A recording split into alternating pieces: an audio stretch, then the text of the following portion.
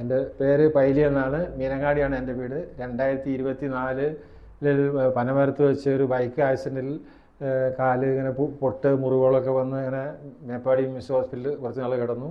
അത് കഴിഞ്ഞ് വീട്ടിൽ വന്ന് ട്രീറ്റ്മെൻറ്റ് ചെയ്ത് ഇംഗ്ലീഷ് മരുന്നാണ് കഴിച്ചുകൊണ്ടിരുന്നത്. അത് അങ്ങനെ ഒരു 8 മാസം ബെഡിൽ കിടന്നു. എയർ ബെഡിലാണ് കിടന്നത്. തിരിയാനോ പറയാനോ പറ്റാത്ത സാഹചര്യത്തിൽ വേദനയും പ്രയാസങ്ങളായിട്ട് അങ്ങനെ ഒരു 8 മാസം അങ്ങനെ കിടന്നു.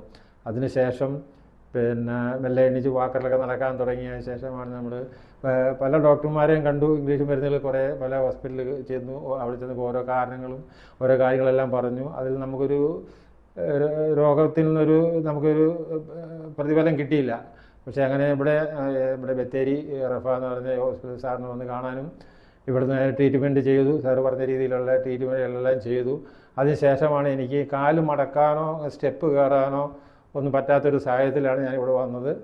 ഇപ്പോൾ എനിക്ക് സ്റ്റെപ്പ് കയറാം. സ്റ്റെപ്പ് കയറി ഇറങ്ങി കാല് മുട്ട് മടക്കുകയും ആ പ്രയാസങ്ങളൊക്കെ മറ്റേ ഉള്ളിൽ നിന്നുള്ള കുത്തിപ്പറിക്കൽ വേദനകളൊക്കെ ആയിരുന്നു. അതെല്ലാം മാറി കുറേ മരുന്നും ഗുളികളെല്ലാം കഴിച്ചു. അതിൻ്റെ കഴിക്കുമ്പോൾ വേദന കുറയും.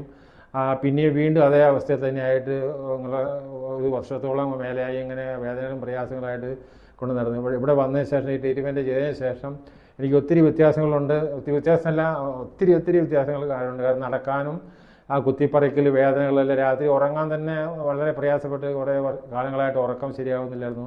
ഈ ട്രീറ്റ്മെൻ്റ് എല്ലാം ചെയ്തതിന് ശേഷമാണ് എനിക്ക് ഉറക്കം ക്ലിയർ ആയത്. ഇപ്പോൾ എനിക്ക് സ്റ്റെപ്പ് കയറി നടക്കാം, കാലിങ്ങനെ മടക്കാം, ആ കുത്തിപ്പറിക്കൽ വേദനകളൊക്കെ മാറി, നീർക്കെട്ടുകളൊക്കെ എല്ലാം മാറി. അപ്പോൾ നമുക്ക് ശരിക്കും ഇപ്പോൾ ഞാൻ ഒരു വടിയൊക്കെ എടുത്താണ് കുത്തിപ്പിടിച്ചാണ് നടന്നുകൊണ്ടിരുന്നത്. ഇപ്പോൾ എനിക്ക് സ്റ്റെപ്പ് കയറാനോ നടക്കാനോ ബസ്സിൽ കയറാനോ വടിയോ അങ്ങനത്തെ കാര്യങ്ങളൊന്നും ഉപയോഗിക്കേണ്ട ആവശ്യം വന്നിട്ടില്ല. അപ്പോൾ അതിന് ഡോക്ടറോടും ഈ സ്ഥാപനത്തോടും ഒത്തിരി കടപ്പാടും നന്ദി ഞാൻ അറിയിക്കുന്നു.